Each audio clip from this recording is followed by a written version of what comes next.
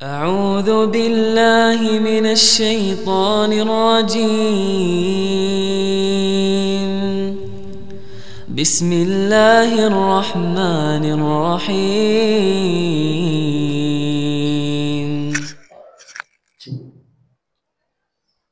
إن الحمد لله نحمده ونستعينه ونستغفره ونعوذ بالله من شرور أنفسنا ومن سيئات أعمالنا من يهده الله فلا مضل له ومن يضلله فلا هادي له أشهد أن لا إله إلا الله وحده لا شريك له وأشهد أن محمدا عبده ورسوله أما بعد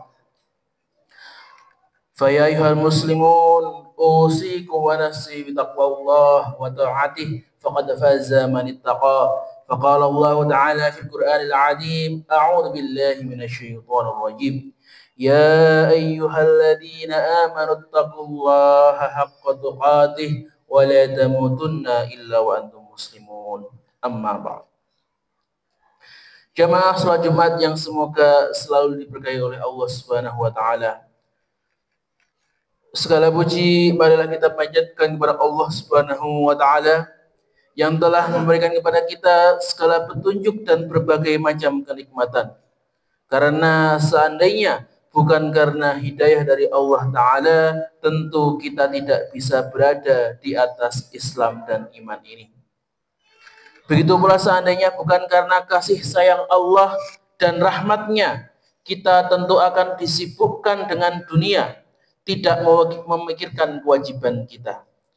Begitu pula karena berkat nikmat Allah lah kita masih terus sehat sehingga bisa beribadah dengan mudah dan kuat.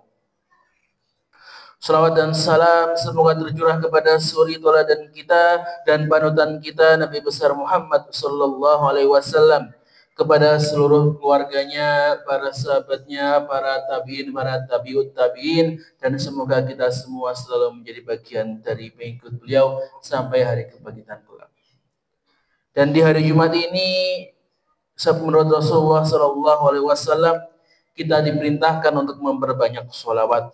Beliau bersabda, perbanyaklah sholawat kepadaku pada setiap Jumat, karena sholawat umatku akan diperlihatkan kepadaku pada setiap Jumat.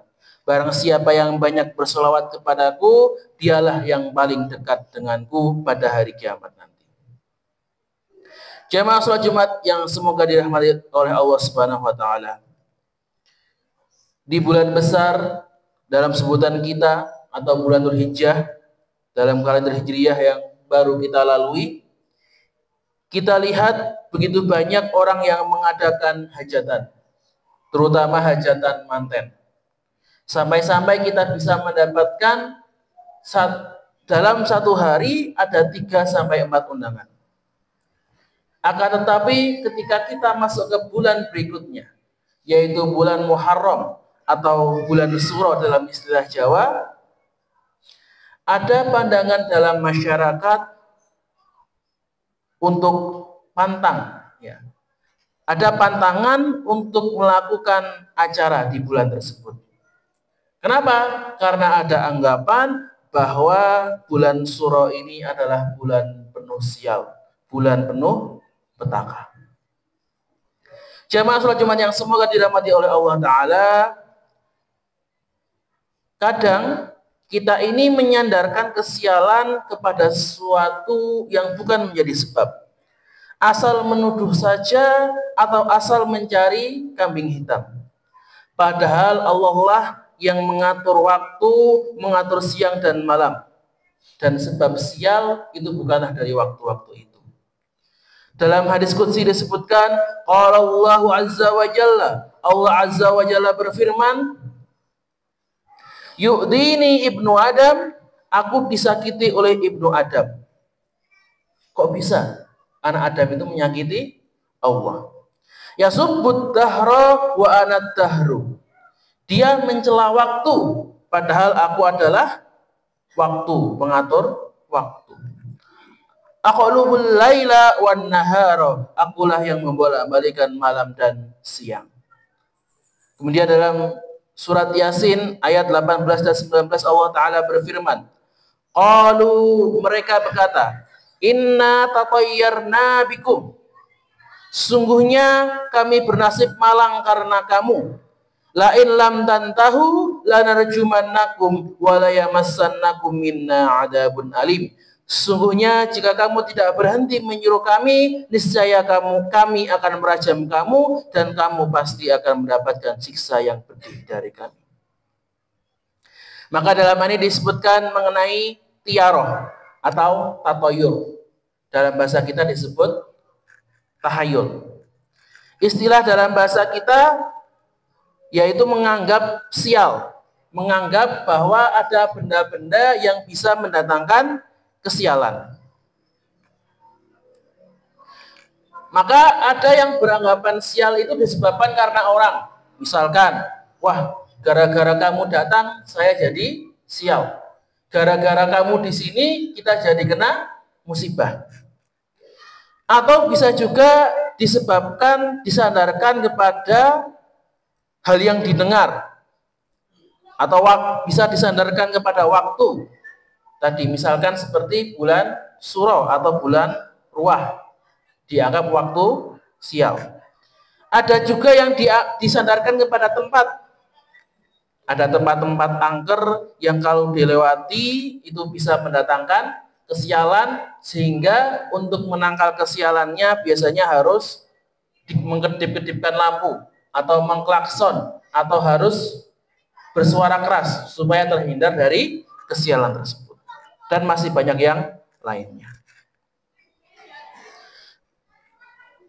Maka dahulu orang Arab Badui, orang Arab jahiliyah, ini sangat percaya sekali kepada tatoyur, kepada tahayul ini. Bahkan ketika mereka ingin mengetahui nasib mereka, ketika apakah perjalanan itu akan baik atau tidak, atau akan selamat atau tidak, maka setiap kali mereka keluar, mereka akan membawa burung, kemudian dilepaskan. Kalau burung itu terbang ke arah kanan, berarti nasib baik, dia akan selamat, maka akan meneruskan perjalanannya. Tapi kalau burungnya ke arah kiri, maka berarti dia sedang bernasib sial, maka dia tidak jadi melakukan perjalanan. Maka kalau contoh kita saat ini, ya biasanya kalau misalnya bertemu dengan hal-hal yang dianggap sial, kita sering menghindarinya atau bahkan melakukan acara tolak bala.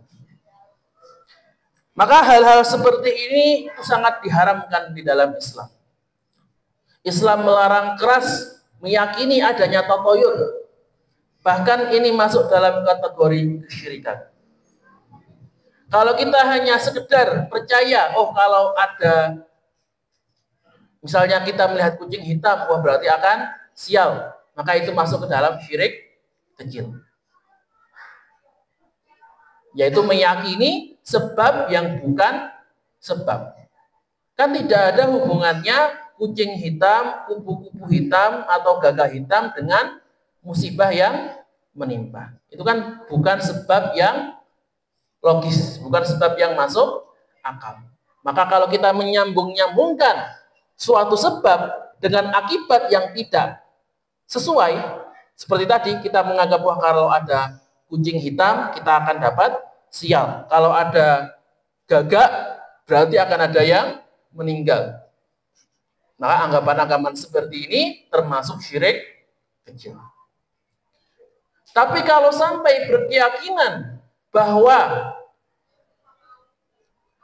penyebab sial itu yang mendatangkan kesialan, bahwa misalnya kita percaya kucing hitam itu bisa mendatangkan kesialan, bisa membawa musibah, itu bisa berubah menjadi syirik besar.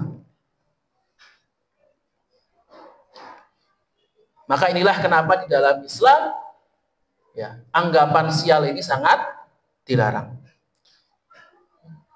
Karena kesusahan, ya, musibah yang diturunkan kepada kita, itu semuanya hanyalah karena perbuatan kita sendiri. Tidak ada hubungannya dengan penyebab sial.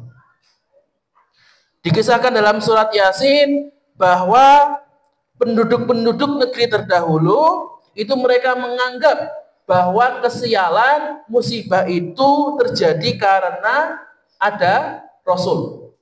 Karena ada orang yang menyuruh kebenaran sehingga turunlah musibah, turunlah kesusahan. Padahal Allah firmankan bahwa kesialan itu, ya, musibah itu datang hanyalah karena sebab pembangkangan penduduk itu sendiri. Karena mereka enggan mengikuti Rasul, enggan taat, akhirnya kena sial. Jadi sial itu bukan disebabkan oleh bulan suro, waktu keramat, tempat angker, atau sebab-sebab yang lainnya. Maka benarlah firman Allah Ta'ala dalam surat Yasin ayat 19, qalu ta'irukum ma'akum. Maka para rasul itu berkata, kemalangan kamu adalah karena sebab perbuatan kamu sendiri. A'in dzukirtum, apakah jika kamu diberi peringatan, bal antum qaumum musrifun, sebenarnya kamu adalah orang-orang yang melampaui batas. Maka sama yang terjadi pada Nabi Musa, bahwa kaumnya itu menuduh Nabi Musa dan pengikutnya sebagai pembawa sial. Dalam surat Al-A'raf Allah berfirman, kemudian apabila datang kepada mereka kemakmuran, mereka berkata, ini adalah karena usaha kami. Dan jika mereka ditimpa kesusahan, mereka tempatkan sebab kesialan itu kepada Musa dan orang-orang yang besertanya.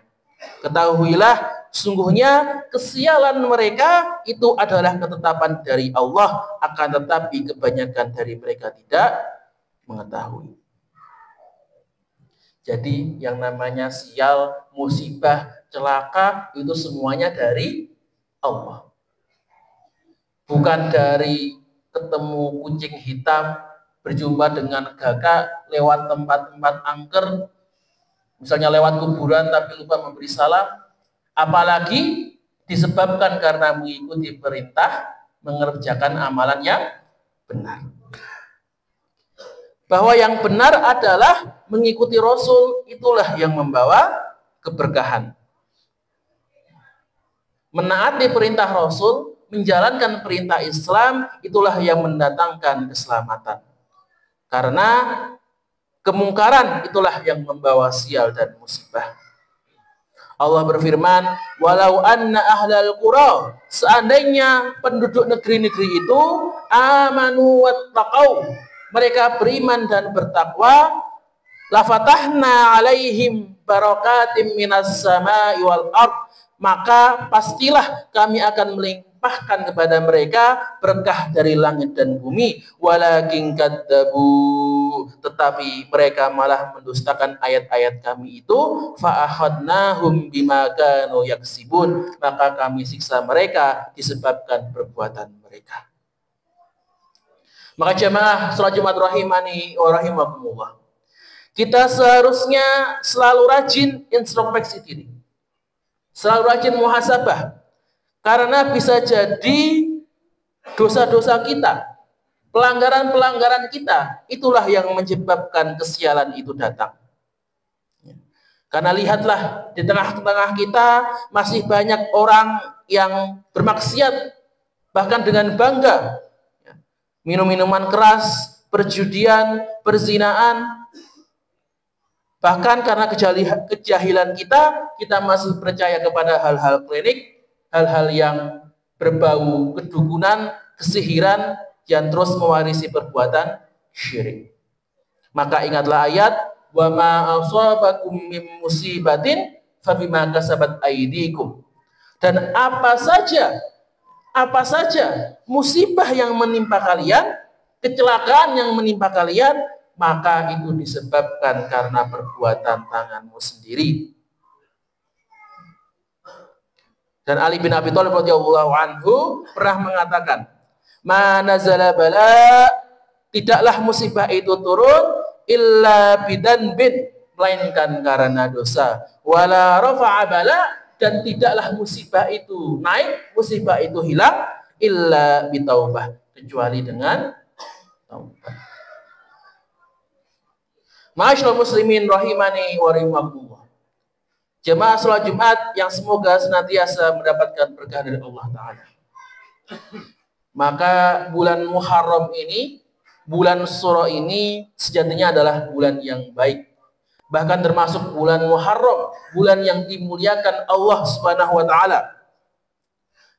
Maka bukanlah bulan yang membawa sial. Buktinya pada bulan ini dikatakan bahwa sebaik-baik puasa adalah di bulan Muharram. Sabda Nabi SAW, afdalus siyam ba'da Ramadan syahrullahil Muharram. Puasa yang paling utama setelah puasa Ramadan adalah puasa di bulan Muharram. Maka bagaimana ya kita kok menganggap bulan Muharram ini bulan yang sial, padahal bulan ini begitu dimuliakan oleh Rasulullah SAW. Bahkan beliau memerintahkan kepada kita untuk memperbanyak puasa di bulan ini, terutama di tanggal 9 dan 10 Muharram. Maka kalau ada yang masih beranggapan sial, Nabi SAW mengajarkan sebuah doa, yaitu Allahumma la ya'ti bil hasanati illa anta wa la yadfa'us sayyiati illa anta wa la haula wa la quwwata illa bika. Artinya, ya Allah, tidak ada yang dapat mendatangkan kebaikan kecuali Engkau, dan tidak ada yang dapat menolak bahaya kecuali Engkau, dan tidak ada daya upaya melainkan denganmu.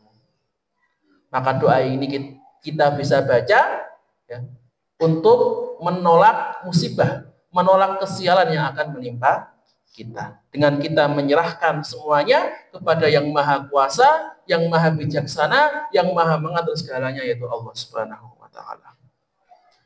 Maka semoga Allah menunjukkan kepada kita jalan untuk kembali bertaubat, menyadari kesalahan kita, kembali kepada jalan yang benar, dan memberikan kita kemudahan untuk terbebas dari musibah dan kesialan yang menimpa kita.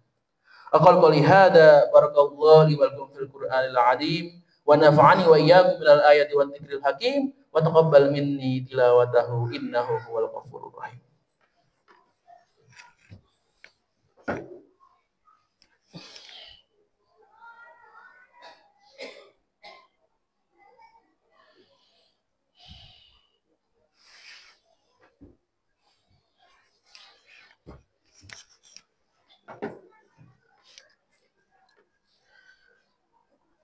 Alhamdulillah wa kafa wa usalli wa usallimu ala rasulihil mustafa wa ala alihi wa ala ashabi al-wafa.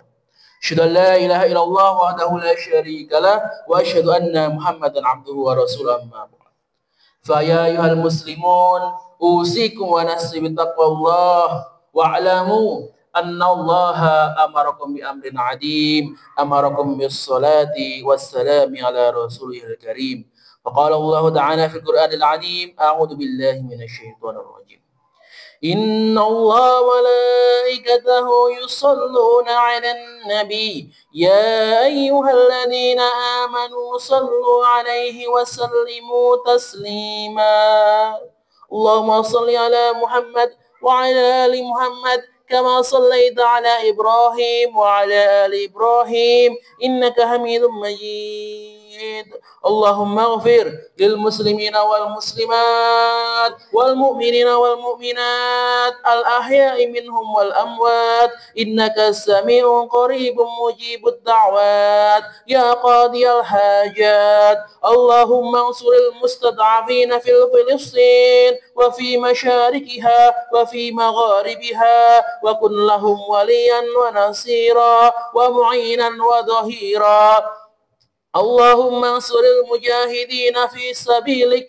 وألف بين قلوبهم ووحد صفوفهم ووفهم للدين.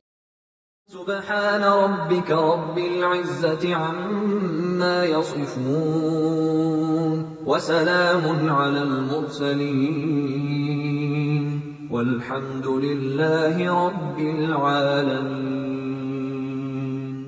صدق الله العظيم.